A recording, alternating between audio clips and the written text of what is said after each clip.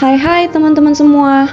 Kali ini saya, Febri, bakal ngasih tahu kalian apa aja rangkuman atau poin-poin penting yang bisa kita ambil dari buku yang berjudul Pengantar Ilmu Hukum by R. Suroso ini.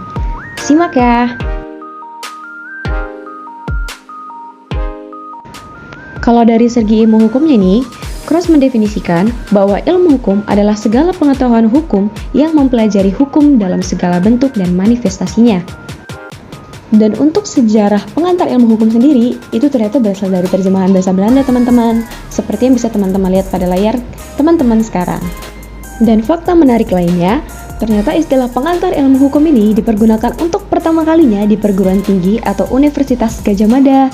Dan istilah pengantar ilmu hukum ini sudah dipelajari di berbagai terjemahan sampai sekarang dijadikan dasar kuliah di setiap perguruan tinggi loh. Dan untuk peran dan fungsi pengantar ilmu hukum, teman-teman bisa lihat sendiri di layar.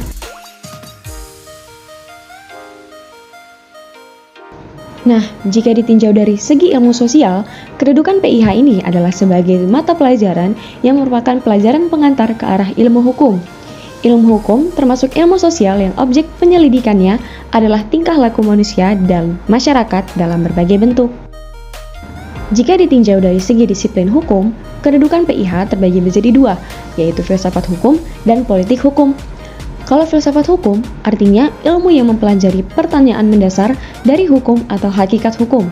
Sedangkan politik hukum adalah disiplin hukum yang mengkhususkan diri pada usaha memerankan dalam mencapai tujuan yang dicita-citakan masyarakat luas. Untuk hakikat daripada pengantar ilmu hukum, teman-teman bisa lihat sendiri di layar ya. Selanjutnya adalah definisi dari hukum. Kata hukum berasal dari bahasa Arab dan merupakan bentuk tunggal. Kata jamaknya adalah al-kas, yang selanjutnya diambil alih dalam bahasa Indonesia menjadi hukum. Di dalam pengertian hukum, terkandung pengertian bertalian erat dengan pengertian yang dapat melakukan paksaan. Hukum terdapat di seluruh dunia teman-teman, asal ada masyarakat manusia di dalamnya. Nah, hukum itu ada di mana-mana, pada setiap waktu, dan bagi setiap bangsa, menurut Surojo Wicodipuro SH. Peraturan atau kebiasaan merupakan bentuk-bentuk permulaan peraturan-peraturan hukum.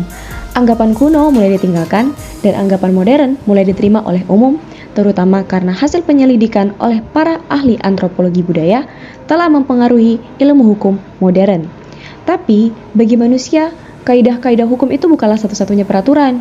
Ia mengenal dan menaati juga kaidah-kaidah agama, kesusilaan, dan adat, dan kebiasaan yang sama-sama penting baginya. Hanya orang yang tidak percaya kepada Tuhanlah yang tidak menganggap pentingnya ajaran-ajaran agama bagi manusia. Jadi, dapat disimpulkan bahwa hukum terdapat di mana saja asal ada masyarakatnya. Jika berdasarkan buku ini, fungsi dari hukum itu terbagi menjadi 4 teman-teman. Yang pertama, sebagai alat pengatur tata tertib hubungan masyarakat. Yang kedua, sebagai sarana untuk mewujudkan keadilan sosial lahir dan batin. Yang ketiga, sebagai sarana penggerak pembangunan. Yang keempat, sebagai fungsi kritis.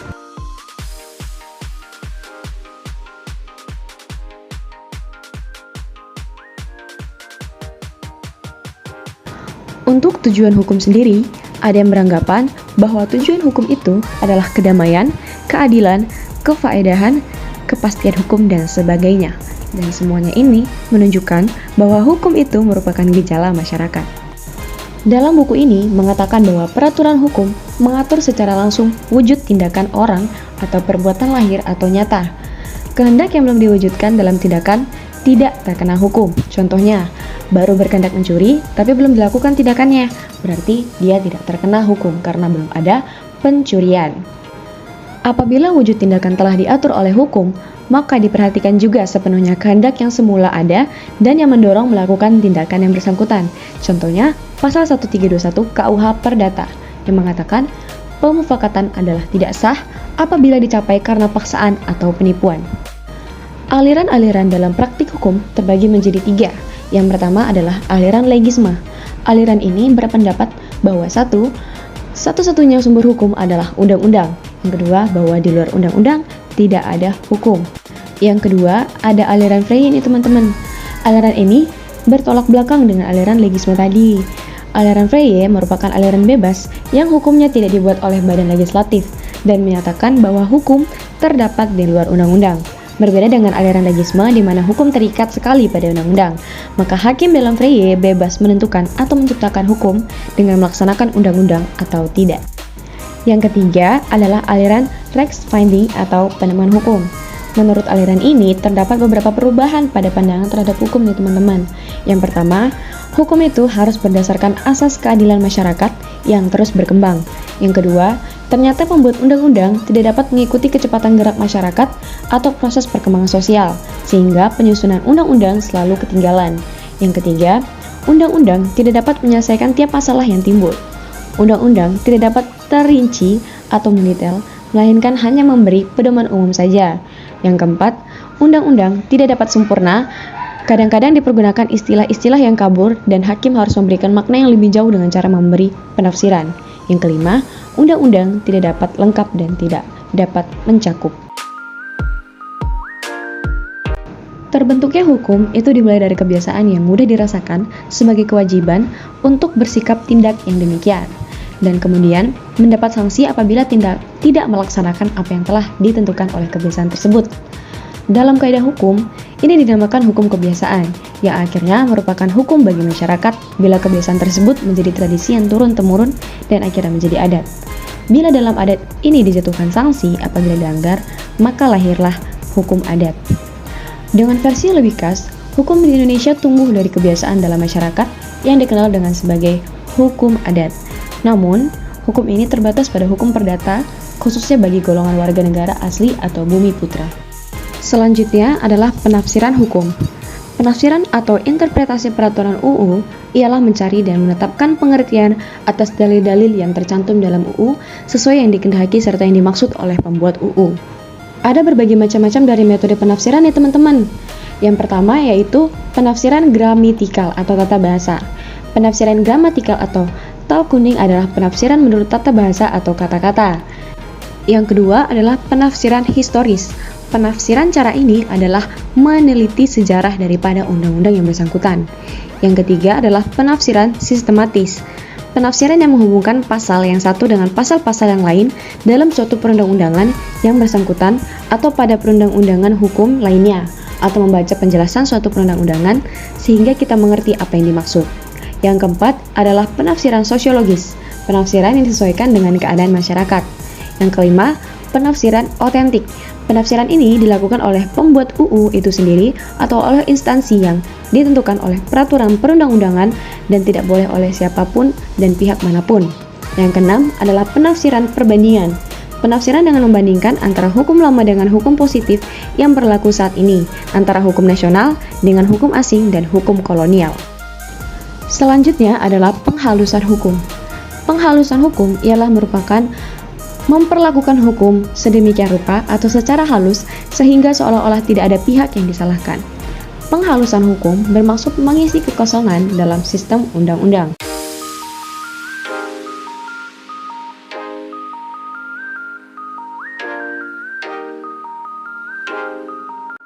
Selanjutnya adalah sumber-sumber hukum.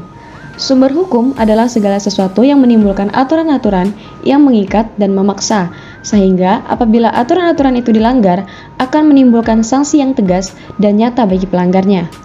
Hukum itu sendiri digunakan dalam beberapa arti, seperti sebagai asas hukum, sebagai sesuatu yang merupakan permulaan hukum, misalnya kehendak Tuhan, akal manusia, jiwa, bangsa, dan sebagainya. Selanjutnya, undang-undang dalam arti formil dan material. Undang-undang dalam arti formil adalah keputusan penguasa yang diberi nama undang-undang atau undang-undang yang dilihat dari segi bentuknya. Yang kedua, undang-undang dalam arti material. Yang dimaksud dengan undang-undang dalam arti material adalah penetapan. A. Penetapan kaidah hukum yang disebutkan dengan tegas sehingga menurut sifatnya menjadi mengikat. B. Semua peraturan perundang-undangan yang bersifat mengatur artinya berlaku untuk umum. Selanjutnya adalah hak menguji. Hak menguji adalah suatu hak untuk menguji apakah suatu peraturan perundang-undangan berlainan atau bertentangan dengan peraturan perundang-undangan lainnya. Dalam tata jenjang atau hierarki, peraturan perundang-undangan dikenal adanya asas peraturan perundang-undangan yang derajatnya lebih rendah, tidak boleh bertentangan dengan peraturan perundang-undangan yang lebih tinggi. Menurut buku ini, cabang-cabang hukum itu ada 5 teman-teman. Yang pertama hukum antar waktu, hukum antar tempat, hukum antar golongan, hukum antar agama, dan yang terakhir hukum privat internasional. Kaidah sosial yang mengatur tingkah laku manusia di dalam masyarakat itu ada 5 teman-teman. Yang pertama kaidah susila, kaidah kesopanan, kaidah agama atau kaidah kepercayaan, dan kaidah hukum. Dan untuk penggolongan kaidah sendiri itu terbagi menjadi 2, yaitu tata kaidah dengan aspek pribadi yang termasuk kelompok ini adalah kaidah agama atau kepercayaan dan kesusilaan. Yang kedua, tata kaidah dengan aspek kehidupan antar pribadi yang termasuk di dalamnya adalah kaidah kesopanan dan hukum. Subjek hukum.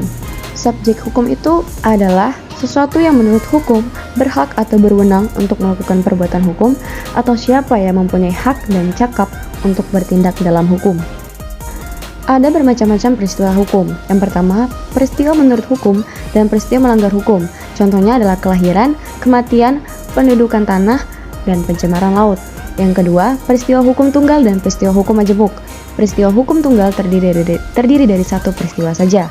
Yang ketiga, peristiwa hukum sepintas dan peristiwa terus-terus, atau peristiwa hukum sepintas seperti pembatalan perjanjian tawar-menawar. Yang keempat, peristiwa hukum positif dan peristiwa hukum negatif. Selanjutnya adalah hubungan hukum. Hubungan hukum ialah hubungan antar dua orang atau lebih subjek hukum. Dalam hubungan hukum ini, hak dan kewajiban pihak yang satu berhadapan dengan hak dan kewajiban pihak yang lain. Barang siapa yang mengganggu atau tidak mengindahkan hubungan ini, maka ia dapat dipaksa oleh hukum untuk menghormatinya. Hubungan hukum itu ada 3 macam. Yang pertama, hubungan hukum yang bersegi satu. Dalam hubungan hukum yang bersegi satu, hanya satu pihak yang berwenang. Pihak lain hanya berkewajiban. Jadi, dalam hubungan hukum yang bersegi satu ini, hanya ada satu pihak saja, berupa memberikan sesuatu atau tidak berbuat sesuatu. Yang kedua adalah hubungan hukum bersegi dua. Contoh dari hubungan ini adalah di dalam suatu perjanjian jual beli. Kedua belah pihak atau masing-masing berwenang atau berhak meminta sesuatu dari pihak lain. Yang ketiga adalah hubungan antara satu subjek hukum dengan semua subjek hukum lainnya. Contohnya itu menurut pasal 570 KUH Perdata, yang menjadi pemilik tanah berhak atau berwenang memungut segala kenikmatan dari tanah itu, asal saja pemungutan kenikmatan itu tidak dilakukan secara bertentangan dengan peraturan hukum atau bertentangan dengan kepentingan umum. Selanjutnya kita akan membahas tentang macam-macam hak. Yang pertama itu adalah hak mutlak. Hak mutlak terbagi menjadi 3, yaitu hak pokok. Manusia menjadi hak yang oleh hukum diberikan kepada manusia, yang disebabkan oleh sesuatu berdasarkan hukum yang kehadirannya secara langsung menimbulkan hak-hak itu. B. Hak publik absolut, misalnya hak bangsa atau kemerdekaan dan kedaulatan seperti yang tersebut dalam Undang-Undang Dasar 1945 Pasal 1 Ayat 2. Yang ketiga, sebagian dari hak privat atau keperdataan yang terdiri atas hak atas dirinya yang oleh hukum diberikan kepada manusia. Yang kedua adalah hak relatif. Hak relatif itu ialah setiap kekuasaan atau kewenangan yang oleh hukum diberikan kepada subjek hukum lain atau tertentu supaya ia berbuat sesuatu, tidak berbuat sesuatu, atau memberi sesuatu. Hak relatif terbagi menjadi 3. Yang pertama, hak publik relatif, yaitu karena hanya dapat dilakukan terhadap seseorang atau subjek hukum tertentu, yakni terhadap pelanggar atau orang, terhadap yang wajib membayar pajak, bea dan cukai. Yang kedua adalah hak keluarga relatif, hak yang disebut dalam pasal 103 dan 104 KUH Perdata, yang berbunyi suami dan istri dengan mengikat diri dalam sesuatu perkawinan dan hanya karena itu pun. Yang ketiga adalah hak kekayaan relatif, semua hak kekayaan yang bukan hak kebendaan atau barang cipta manusia.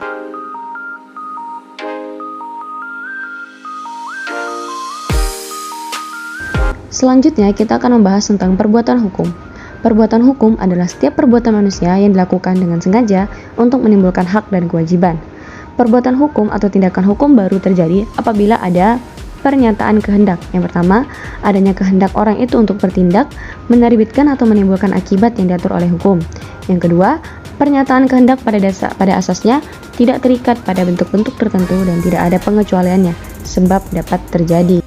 Selanjutnya kita akan membahas tentang batasan masyarakat hukum, atau disebut sekelompok orang yang hidup dalam suatu wilayah tertentu di mana di dalam kelompok tersebut berlaku suatu rangkaian peraturan yang menjadi tingkah laku bagi setiap kelompok dalam pergaulan hidup mereka. Terdapat faktor-faktor yang mendorong untuk bermasyarakat. Yang pertama, kebutuhan biologis. Yang kedua, persamaan nasib. Yang ketiga, persamaan kepentingan. Yang keempat, persamaan ideologi. Dan yang kelima, persamaan tujuan. Dan macam-macam bentuk masyarakat hukum itu terbagi menjadi 3. Yang pertama, masyarakat teratur, yaitu masyarakat yang diatur dengan tujuan tertentu. Yang kedua, masyarakat teratur terjadi dengan sendirinya. Yang ketiga, masyarakat yang terjadi dengan sendirinya tanpa dibentuk. Selanjutnya adalah antropologi hukum. Antropologi hukum adalah suatu cabang ilmu pengetahuan yang mempelajari pola-pola sengketa dan penyelesaiannya pada masyarakat-masyarakat sederhana maupun masyarakat yang sedang mengalami proses perkembangan dan pembangunan. Antropologi hukum ini merupakan ilmu pengetahuan yang jauh sekali jangkauannya. Ialah mengekspresikan kehidupan manusia dalam loyalitasnya sehingga segala segi kehidupan dibicarakan. Sosiologi hukum adalah suatu cabang ilmu pengetahuan yang secara empiris dan analitis mempelajari hubungan timbal balik antara hukum sebagai gejala sosial dengan gejala-gejala sosial lainnya. Selanjutnya adalah psikologi hukum. Psikologi hukum adalah suatu cabang pengetahuan yang mempelajari hukum sebagai suatu perwujudan dari perkembangan manusia. Dan yang terakhir adalah perbandingan hukum. Perbandingan hukum juga mempunyai fungsi penting dalam rangka penyempurnaan, pembinaan, dan pembentukan hukum nasional. Dengan mendalami ilmu pengetahuan perbandingan hukum, kita dapat mengetahui hukum secara lebih luas dan mendapatkan pandangan jauh ke muka, sehingga lewat perbandingan hukum akan terbentuk legal planners atau ahli-ahli perencana hukum yang semakin dirasakan kebutuhannya. Sekian penjelasan singkat dari buku yang berjudul Pengantar Ilmu Hukum karya R. Suroso versi Febri. Dan terima kasih untuk teman-teman yang sudah menonton. Semoga bermanfaat.